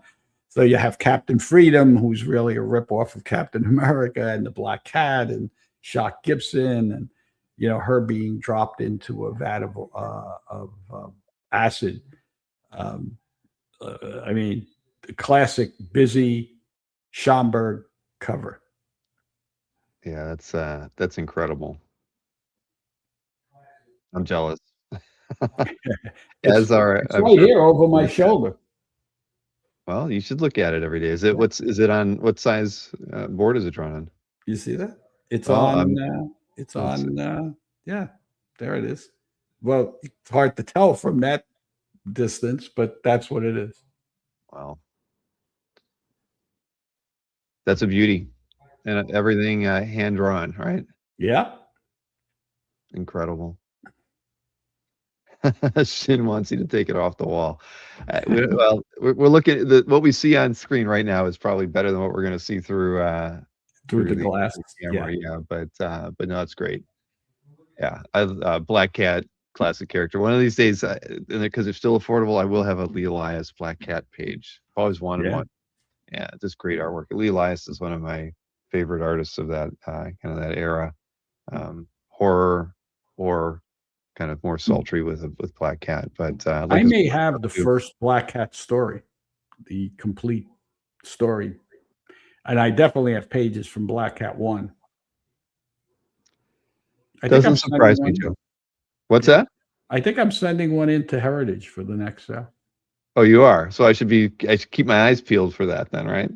But I don't think Elias did Black Cat 1. I I don't think think you did. No. it may have been Palea. But yeah, I have a couple of Black Cat covers by oh yeah. Joe, I used to have a lot of Black Cat art. For when do I sure. get the tour of your place? Yeah, you're welcome to come up. All right. I'll let you know when I'm in the area. Sure. When you Uh, visit, if you visit Dino, I'm not far from him. I well, I've not made it up. Last time I made it up to New Jersey to Comic Card Con in the fall, but yeah, the next time I'm in the area, I'll let you know. Okay. See, but Shin's agreeing with me. It's a good time for a book, Joe. Before you start selling it all. The book will be when it all gets sold, like, the Roger Hill, catalog type of thing, Joe Right. and Nadia Mannarino. Yeah, there was that. Were we surprised that Don Heck, Iron Man drawing from the Roger Hill collection that sold a few weeks back for over $8,000. I mean, I was thinking five, but it was such a rare image. But I do think that the cloud of the previous owner carries a little bit of weight with the value of the Oh, pieces. yeah, the Anything that provenance Roger had was absolutely special. counts. Yeah. Yeah. I remember, I mean, is that the horror cover? Is that No, this what was is like that? pencil only Iron Man. It was like literally like a sketch, but it was you would never see Don Heck draw Iron Man. I'll dig it up while we're looking at some Well, other I stuff. remember, I mean, I don't want to bring people down, but I'll tell you a terrible story. So one day I get a phone call from Don Heck, and he says, "Joe, remember the what was it, a Giant Man story or something that he had?" I said, "Yes," and he said, "How much is that story?" It was like a 5-page story or something. I says, "Well, I always ask why." And he goes, "Well, I'm literally in the hospital. They just gave me the diagnosis that I have stomach cancer, and they're giving me less than 2 months to live. Oh man. And I don't have the money to give to my family for a funeral." I said, "Well, how much is the funeral?" It says $3,000. Now that store at that time, that those pages were worth $1,200 maybe. So I said, "Oh yeah, they're worth $3,500." So he sent over his nephew, and I gave him the money. And on his drawing board, he was working on a recreation. That he did a very famous horror cover with, I think, a guy with a hole in his head. It's not really my kind of thing, but Roger Hill had commissioned him, and Don had already penciled it, but I don't think he had inked it yet. Hmm. So he asked me to call Roger and tell him that that was there if he still wanted it. Wow. Well, that was nice of you to, take care of him there. There was a lot of artists that you know they did not do well at the end of their lives. No. Well, that did bring us down for a little bit. Well, let's go back. Let's go to the next thing to cheer us up. Yeah. What do we got here? We have some Jack Kirby and yeah, Joe Simon, Simon Captain. and Kirby, a published page from Captain America #5 with Captain America on it. I mean, there was no known, early timely art, and then several pages came out from Captain America 5, and this is one of the only ones. So, 1941 published original art. Then this is 7 months before Pearl Harbor. So Captain America was already fighting the Nazis at this point. Wow. That's an incredible page. Yeah. I mean, the layout's weird, but at the end of the day, they're still figuring it out, how they wanted to tell stories and stuff. So, no, this is great. I mean, the very fluid line work in the inking. I mean, in the way that Cap is drawn. I mean, Yeah. that's pretty cool. Like this last image of him. I think this, if now that I'm looking at it more closely as you're blowing up the thing, these are Kirby pencils and 100% Joe Simon inks. Usually, the way they did their early inking is someone would do an outline, like Joe would outline the character, and Jack would come in and do spotted blacks with a brush. And that's why a lot of that early, like Boys Ran, I mean, the stuff would look like that spotty kind of thing. But you could tell this is very different. Look at the shadow on that guy in the center panels to the right. That's very different than Jack would have inked it. So yeah, this is really Simon and Kirby. Period. Well, Alberto doesn't want us to linger on this one anymore. So neither does Shan. So yeah, a few people are interested in it. Yeah. And this is, I mean, what's the price right now? With the juice, it's just over 10. Oh, it's up over 10. It was really inexpensive, so it's jumping up a bit. But yeah, that's absolutely a great page. All right, John Romita Jr., Al Milgrom, Marvel Team Up 77 page. Yeah, we have two Marvel Team Up covers in the sale, and I selected this one, of course, because of Spider-Man being in it. Those are the more popular team ups. So I love the combination of Romita and Milgrom because Al could make it look like John. Mm-hmm. So you got Spider-Man and Miss Marvel, over New Orleans with Silver Dagger, making sure the trip is anything but festive. The beautiful cover. Definitely. What was the other Marvel Team Up cover? I know I saw it, but I can't remember. It was a Human Torch. Oh, that's right. Yep. Wow, this is a very dynamic cover. Yeah. I mean, and for some reason, I mean, it's Romita doing Spider-Man, and this is only at $4,700. And you're talking about 1978. Right. They're just biding their time, Joe, for the live bidding. I mean, always Team Up goes for less money for some reason. Yeah, no, never understood why. But we have this Captain Britain #1 cover by Larry Lieber. Yeah, this is an interesting one to talk about. I mean, but going back in 1972, Marvel decided that they thought there was a market in Great Britain of reprinting and offering Marvel classic comics.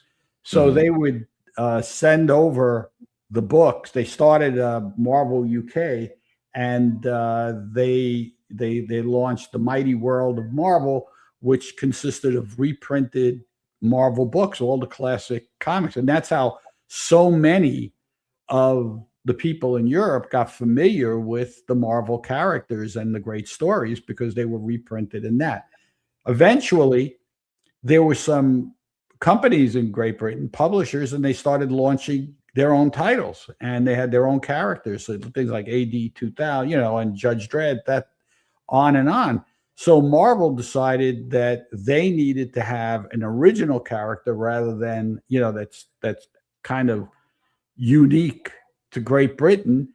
And so they approached Chris Claremont, who is British, and Herb Trimpe, Larry Lee. Well, Trimpe, I think, did the interiors, and but Lieber did the cover, and they came up with Captain Britain, who later, you know, became one of, what is it, Excalibur and Mhm. other things like that. So and became a major character. And here is the literal first appearance, first cover, first time you see him.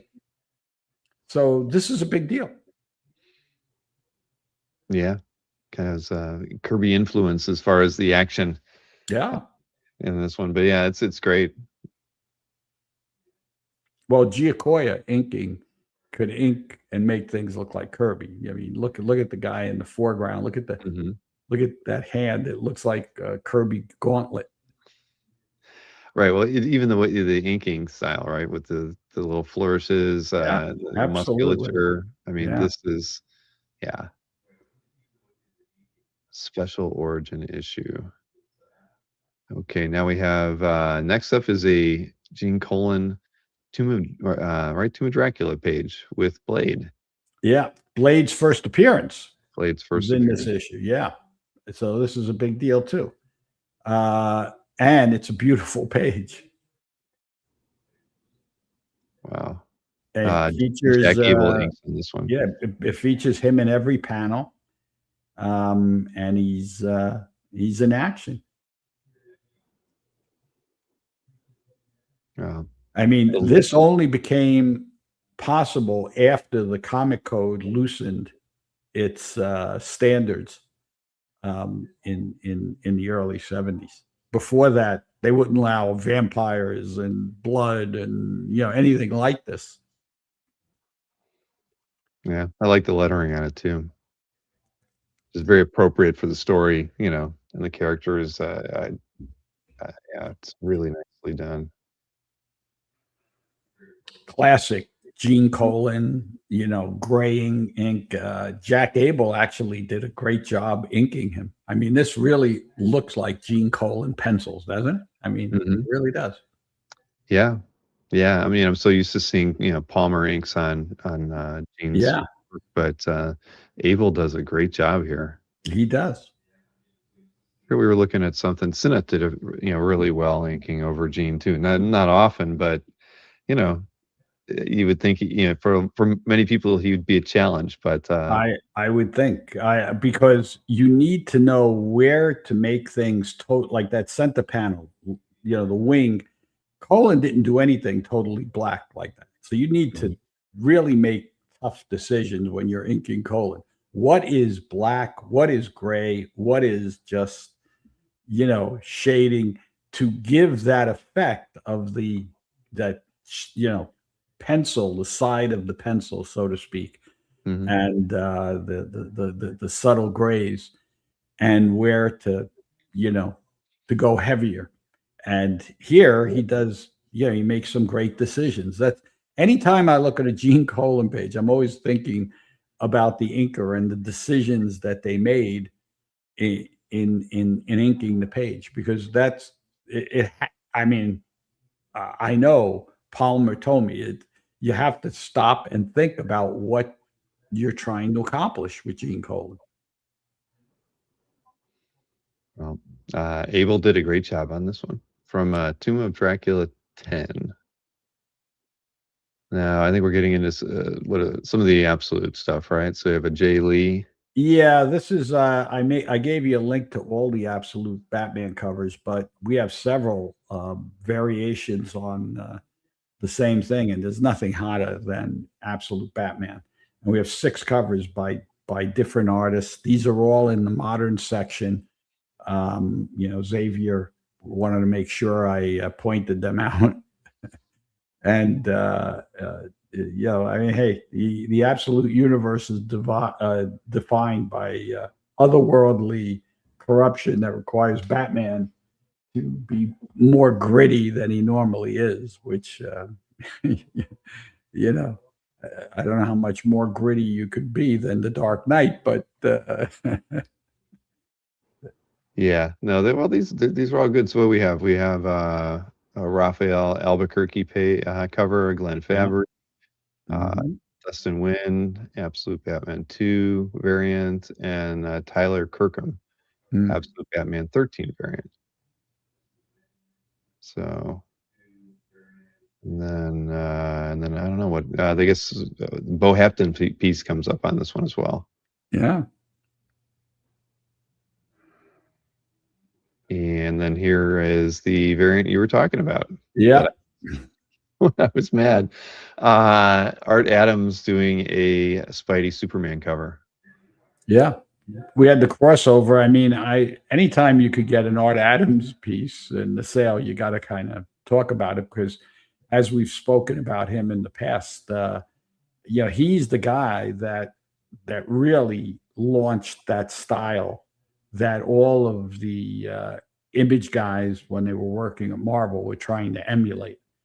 And it was Art Adams that they looked up to, and they all feel that he was the guy that created that very detailed and um, you know kind of an Asian anime feel to it. Um, and here he's the two most popular characters in our world. He features in one cover. Did you get to read Spider-Man Superman? I still haven't gotten to pick it up. The Treasury, the original? No, not well, I read the original, Oh, the one that just came out. no, no, no, I have not. All right. I owe it to myself to pick one because I have to believe it was pretty well done. But the covers were great. This is a great Art Adams image, and yeah. And where is it at right now? It looks I like it's mean, the guy does a specialty piece and he's getting like $50,000 for him. I mean, it's just beyond belief. oh yeah, no, when he does one of when he can do his commissions, they go for a lot of money. Yeah, absolutely. So, I mean, to me, this is a bargain, no matter what it goes for. Yeah. Yeah, well, if you were to commission him for it, it would probably cost you. I think we saw them. They were all like 25. I mean, just to Yeah, start. and up. Yeah.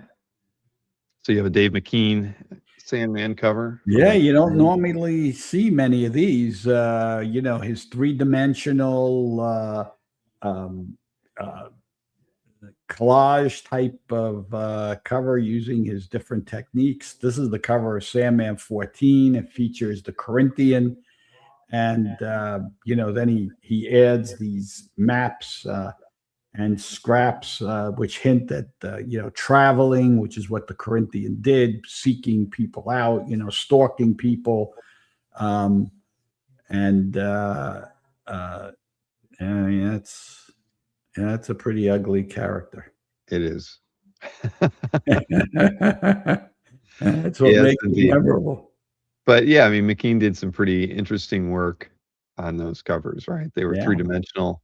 yeah, They were like shadow boxes in some yeah, cases. I yeah. mean, he did some uh, pretty interesting stuff. I think I've seen a couple pieces in Scott Eater's collection, for instance. I mean, they're just they're works I of think art. we I mean, sold the cover of number one, or did we sell the promo cover? The first appearance of Sandman that was done, and it was in a box, and right. yeah, and had It had like all some spindles on it. I mean, I remember it was yeah, very, yeah, very ornate. yeah, pieces of electronics and all sorts of stuff. All right, a couple more pieces here, Yeah, and so we have a Ronin, a pair of sequential pages. We can't really call yeah. it I mean, a DPS, but yeah. Speaking of Japanese sensibility, I mean, consecutive pages, combat without any word balloons. Beautiful page by Miller. This was the stepping stone really to the Dark Knight Returns, Sin City, and 300, which followed after this. But it was Miller being given the opportunity to do Ronin at DC that really started everything. Yeah, and I think, I mean, isn't it true he's only sold pages from a couple of the issues? I think Yeah, no, he it's has very a few of few. them. Yeah, very few pages on the market of Ronin. Right. I guess I don't remember seeing, this pair before. There's a couple other pages that, over the Yeah, last 20 years I've seen pop around in a few people's collections and maybe once or twice made available through auction. But yeah, this is great. And yeah, clearly the price at 57 already. I mean, this is phenomenal. I mean, I loved Ronin when it came out. It was dark and gritty and it was a book that totally unique. it challenged you as a reader Yeah. in a lot of ways, and I like that, it was like one of the first comics that really did that for me, where I was like, "Damn, I have to reread a book to feel really Well, plus I comfortable and think confident in that's what when I'm you reading." came back to comics, right? So you were older. Yeah, well, no, this is, no, I came back in the mid-90s after college, but this is while I'm still buying, but, yeah, I just love it. Yeah, what's one of my like these two panels here, from with one Yeah. swing, he's beheaded two people. I mean, it's just so delicate and the way he's handled it. But yeah, you look at the cross hatching of the silhouettes here. I mean, he's in a different level of storytelling here. He's Yeah. inventing his I own. mean, and this is 100% for adults. This is not a kid's 9-year-old, DC comic book. No, no.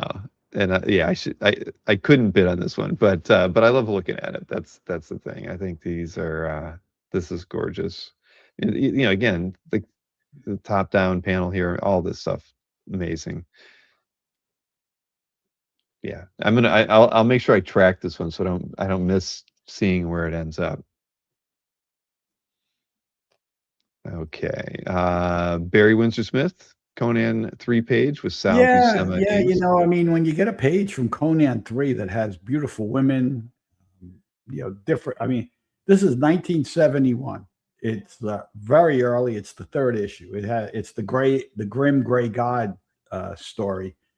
It's got Conan. It's got King Tomar. It's got King Brian. It's got the beautiful, Cormlada.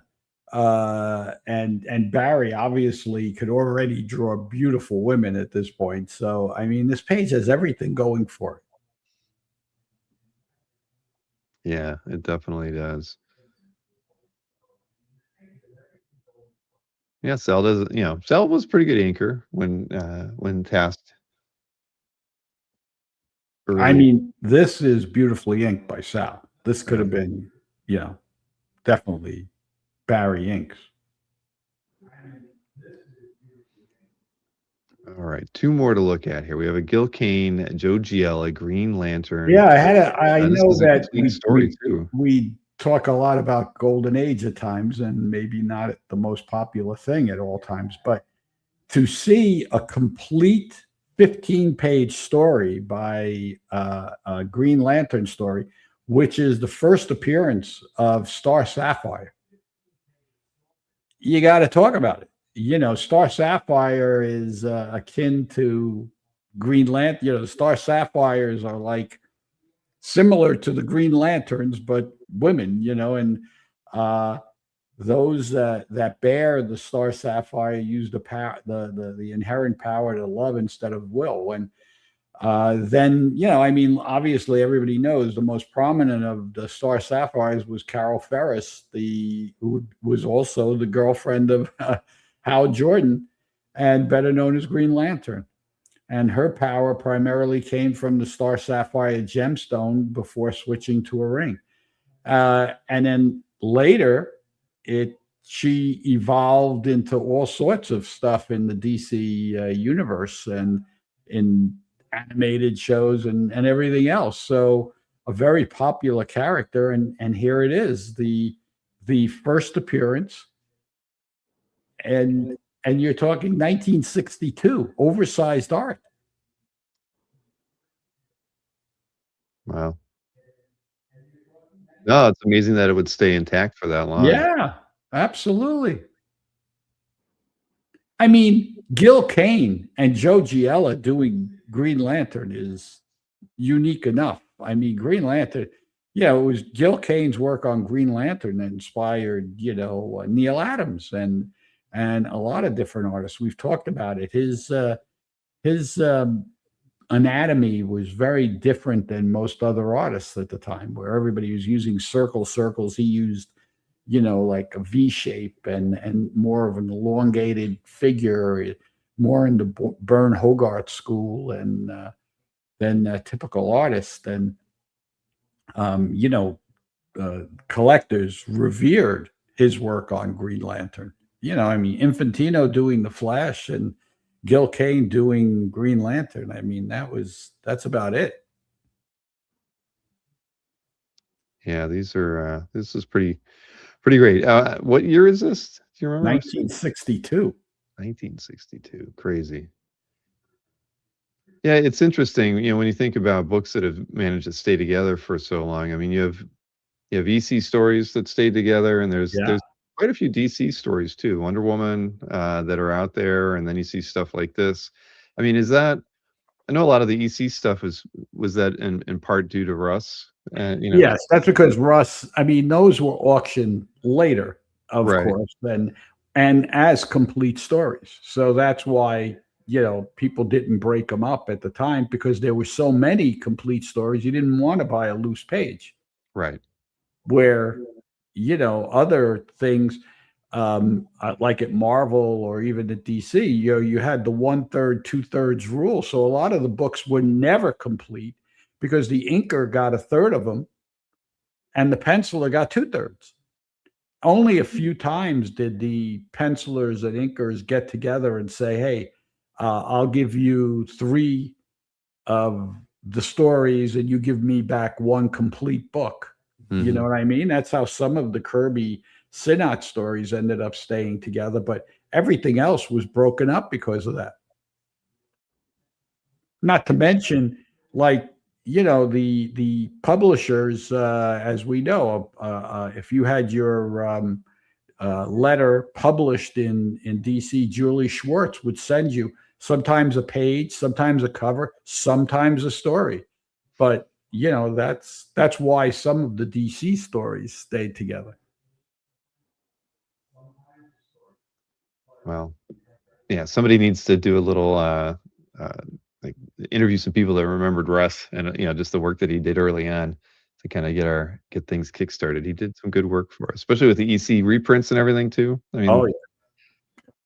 we owe him a debt. We wouldn't have artist editions if he wasn't out there doing the Hey, stuff he did early on. Russ was recreating stuff very early on. We talked about it last time. One of his first Yeah. things was Edgar Rice Burroughs, and then the strip reprints, the great Flash Gordon pages, the great Prince Valiant pages. Then he got into the ECs and he started reproducing those. And then he found that there was a demand for those, and he starts doing. He makes a deal with Gaines, and he gets the rights to do all the books. Mhm. And then he how many different versions of those did he end up doing? Amazing. And then he It did the same thing with all the Barks books. He was partners in Another Rainbow with Bruce Hamilton, and they did those. So a lot of what we know, because this stuff wasn't available back in the day, was as a result of these guys. Yeah, we gotta do we need to come up with something here, Joe. We gotta figure out how to fund a little documentary of that era and the important players in it. You were one of them, but I mean, it's just, there's so many good stories that came out of it. Every time I think of something like that, that era, I think, something's gotta be done. I don't know what, who, how we do it, but someone needs to because We're doing it right now. well, I guess we are, but yeah, we could do it You got better. to be able to add some captions so people do a search and they'll come to you. Yeah, I got some work to do. Okay, Shin wanted me to ask you if you knew why that one page was, someone started coloring it. I have no idea. I didn't even notice that until I saw it here. Yeah, I only looked at 2 of the pages before, but, I mean, yeah, it's hard to say. Whoever was doing it didn't suck. at it. I mean, No, I'm thinking they crayons that's and yeah, doing. I mean, using blue to do the hair, the highlights, that's a real technique. Um, doing gold accurately, that takes some skill. Yeah. So, yeah, I don't think this was some collector's kid No, experimenting. this might have been Gil Kane, you never know. All right. Well, we have one more I piece mean, for this. knowing Gil, he would have done anything to add value to something. It He was, doesn't yeah, even if it sell. might, right. Yeah. He was a salesman. Oh, big time. Yeah, I mean, all those, there's so many Gil Kane, character sketches from shows with on the back of his image of himself, right? I mean, that he printed those posters. Yep. There's a there's so many of those out there. Um, but Harriman, there's always, Harriman's work is Oh, fantastic. I have a couple. I knew you'd like this, and we have two great Harrimans, and this is one I don't remember seeing. So, this one's a great one. It's Merry Merry Month of May and features all of Ignaz's family, his wife Matilda Mouse, and their three sons, Milton, Marshall, and Irving. Oh, and they're all throwing bricks and Yeah, rocks at the paintings on the look at wall. that. See, I didn't even read the gag. Yeah, no, this is great. This is really great. And then you Wow. have the real crazy and Officer Pup at the end. I mean, you got everything here. Yeah. And graphically, the design on this one's fantastic. Using Well, the it's circle always, there to yeah. break up Yeah, these five panels here in the center. I mean, how fun. yeah. No, I mean, this is a great page. 1922. Yeah, this is in great shape for 100-plus-year-old work of art. Yeah. My goodness. Yeah, no, I do. I'm glad you picked this one, Joe. I probably wouldn't have seen it if you hadn't. But yeah, this piece, the Peanuts piece, the Schultz one, both of those kind of standout pieces. Really, Forster, really good the choices. Hal Forster Tarzan. Tarzan, yeah. No, you didn't choose a lot, but you chose very well with these. Wow. Uh, so the auction schedule for this is going to be the 10th through the 12th, right? Right. And I know And we. remember, it's the 10th through the 12th, but the um, the modern comes after on Sunday after the non-floor. Right. So So the it's really floor is only on, 2 days, the yep. And July 10th time-wise, and July 12th. right. And it's so 12 p.m. Central on Friday That's for the correct. floor, and then nothing on Saturday. Then on Sunday it starts at 11 a.m. Central Time for everything but the modern, and the modern session starts at 3 p.m. Correct. Central Time. And no excuses because there's not that many lots. That's right. Exactly. Nobody's going to be crying at 10 p.m. Central, trying to wrap up bidding. Now this is a more compact one. And then after this one, Joe, when's the next signature auction? Do you know? September. It's in September. All right. I'll make sure that we get it on the schedule on a Tuesday for Yeah. the next one. I promise you. I have not booked anything in September yet, so I'll take a look at the schedule and I'll make sure that I put it on there and I'll email you so we have it all figured out. Let's see. Let me All right. close that. Because the stuff in September, we will be previewing some of it in San Diego, of course. So that should be Exactly. good. Well, I'm looking forward to seeing that. I mean, when do you guys probably already previewing a little bit of it, right? Or maybe. I mean, it seems like once you have a few of the pieces, you put some of it up, right? Or is there nothing? We don't like to until we don't want, I mean, they might compete with something in this, but Oh, sometimes if it's totally unique, we'll release it, turn it on early. But I mean, this is already this week, so exactly. There is a couple pieces by Peach Momoko in this one. I remember. I think oh I yeah, have. we definitely It have was a Peach nice Momoko. Daredevil One Yeah. that I forget what the other one was that I saw, but the Daredevil kind of stood out as a really great image from her. Yeah. David Wetzel says you'll see the Heritage team at San Diego. Yep, Yeah. I'll be there. Casper will be there. Many people from Heritage will be there. I'm Oh sure yeah. Xavier and Aaron and gosh, Barry Barry will and be there, of course. Jim will be there. Todd will be there. Lon Allen will be there. And yeah, just to name a few.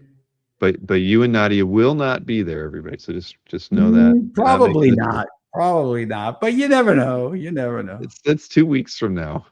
All right. Well, Joe, as always, it's fun getting to hang out with you. You know that I love doing it, and I will make sure I get the September one booked sooner rather than later, so we I do them on our appreciate usual that. night. Thank you. All right, everybody. Well, thank you for And hanging we out with us. appreciate everybody tuning in, and I'm sure there's going to be a lot of people watching this later. Exactly. But So reminder to everybody too, questions about consignments. I mean, Joe, he's got his email address right up there on the screen, sure. joem@ha.com. Whether you're, because I know that you always tell everybody, Joe, we didn't really do a lot of that where people can consign to future auctions if they're looking Yeah, to. I mean, if you have your eye on something and you'd like to pay for it with the consignment, contact us in advance. We could let you know what we'd advance against Mhm. it or what we think it's worth. And then it's basically you're trading for other pieces of art. And that's what the really savvy collectors do. And we also have extended payment terms. If contact us about that if you want to stretch out your payments. And if you just want to, you're interested in what something you have is worth, then contact us for that as well. So Mhm. there's always people asking for advice. Do you think this is a good time to sell this? Yeah, well, yeah. Exactly.